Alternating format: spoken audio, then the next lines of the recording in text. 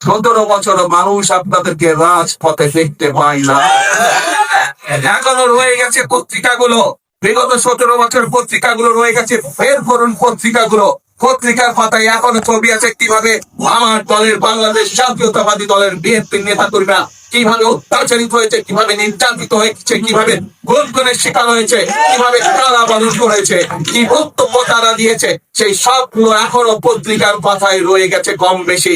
পত্রিকাকে সেদিন ছাপতে দেওয়া হতো না এইসব বিষয়। তারপরেও পত্রিকাগুলো চেষ্টা করেছে, অনেকগুলো, সবগুলো না হলে অনেকগুলো পত্রিকা চেষ্টা করেছে বিরোধী দলের কণ্ঠস্বরকে যতটুকু সম্ভব তুলে ধরার জন্য।